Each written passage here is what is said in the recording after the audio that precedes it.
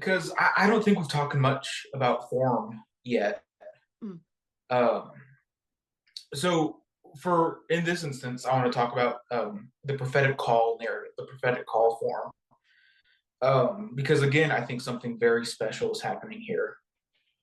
Because a lot of times when prophets are called by God to do their prophesying and whatnot, it follows a very specific structure with some variance, intentional variance, and the variance is what gives it its extra meaning.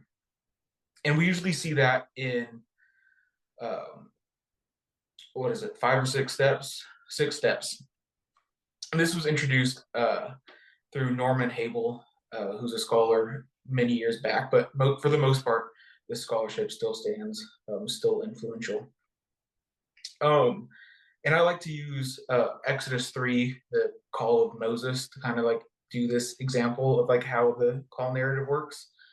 Mhm. Step one, we have divine confrontation with Moses. This is the burning bush, and God calls out to Moses and says, Moses, Moses.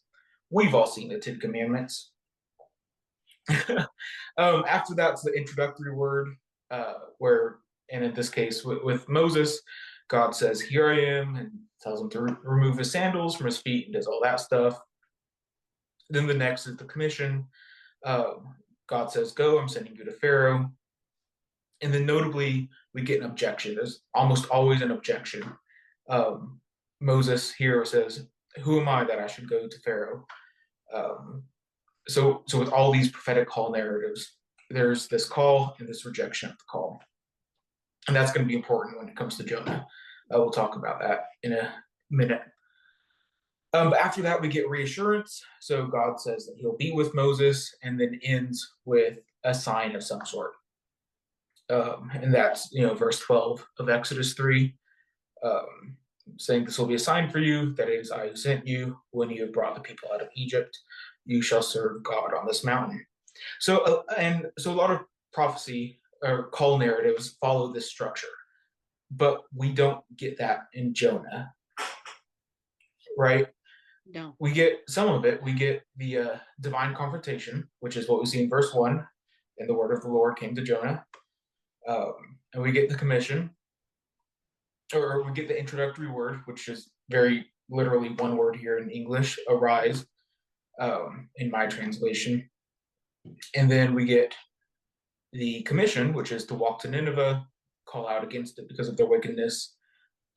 But we don't really get the objection. The objection is usually in a verbal form, and um, I'm relying on the work of Brent Strawn here.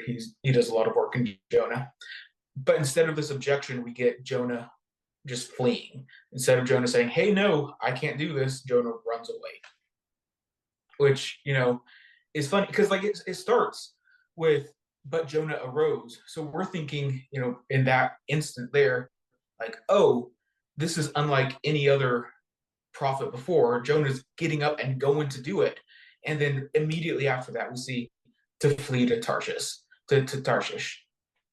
So there's so much going on in these like short few verses where Jonah is ending this call narrative short. He's usually the um, usually the prophet puts God on hold, says, "Hold up, wait," but Jonah just hangs up the phone right